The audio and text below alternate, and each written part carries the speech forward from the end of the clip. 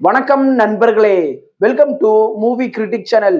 இன்னைக்கு நம்ம பார்க்க போறது ரீசெண்டா தமிழ் டப்பிங்குடன் ஸ்ரீ விஷ்ணுவோட நடிப்புல ஒரு இன்வெஸ்டிகேஷன் த்ரில்லர் படமா வெளிவந்திருக்கிற மிருத்யுஞ்சய். ஒரு நிருபருக்கும் ஒரு பயங்கரமான கில்லருக்கும் இடையே நடக்கிற புத்திசாலித்தனமான ஆட்டம் தான் இந்த படமே.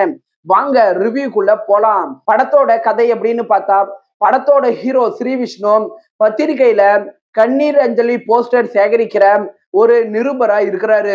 அவருக்கு எப்படியாச்ச ஒரு பெரிய கிரைம் இன்வெஸ்டிகேஷன் ஜெர்னலிஸ்ட் ஆகணும்னு ஆசை. ஒரு நாள் ஒரு நபர் ஷாக் அடிச்சு இறந்து போறாரு. அவரோட இறப்புல ஏதோ ஒரு மர்மம் இருக்குது அப்படிங்கறத ஹீரோ தெரிஞ்சுக்கிறாரு. இன்னொரு புறம் பாத்தீங்கன்னா, போலீஸ் ஆபீசரா இருக்கிற படத்தோட ஹீரோயின் ரெபேக்கா மோனிகா ஜான் ஊர்ல நடக்கிற மர்மமான மரணங்களை விசாரணை செஞ்சுக்கிட்டு இருக்கிறாங்க. இவங்க ரெண்டு பேரோட விசாரணையும் சாது அப்படிங்கிற ஒரு சீரியல் கில்லர் கிட்ட போய் முடியுது. இதுக்கப்புறம் அந்த சாது யாரு, சாது ஏன் தொடர்ந்து கொலைகள் செய்யறாரு, அந்த சாதுவை ஹீரோ எப்படி புத்திசாலித்தனமா பிடிச்சாரு அப்படிங்கிறது தான் படத்தோட மீதி கதையே. படத்தோட பாசிட்டிவ்னு பார்த்தா, படத்துல ஸ்ரீ விஷ்ணுவோட நடிப்பு சூப்பராவே இருக்குது.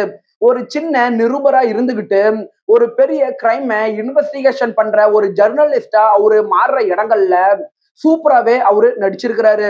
படத்தோட இடைவேளையில இருந்து படம் முடியற வரைக்குமே திரைக்கதை பல இடங்கள்ல நல்ல பரபரப்பை ஏற்படுத்துது. செகண்ட் ஹாஃப்குள்ள ஹீரோவுக்கும் வில்லனுக்கும் இடையே நடக்கிற அந்த கேட் அண்ட் மவுஸ் கேம் சூப்பராவே இருக்குது. இந்த படத்தை லென்த்தா எடுத்துட்டு வராம ஷார்ட்டா 2 மணி நேரத்துல இவங்க முடிச்சது நல்லாவே இருக்குது.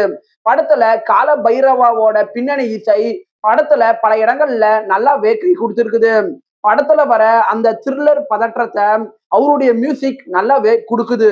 படத்தோட குறைகள் அப்படின்னு பார்த்தா, படத்தோட முதல் பாதி பொறுமையா தான் மூவ் ஆகுது. ஒரு த்ரில்லர் படத்துக்கு தேவையான வேகம் ஃபர்ஸ்ட் ஹாஃப்ல குறைவா தான் இருக்குது.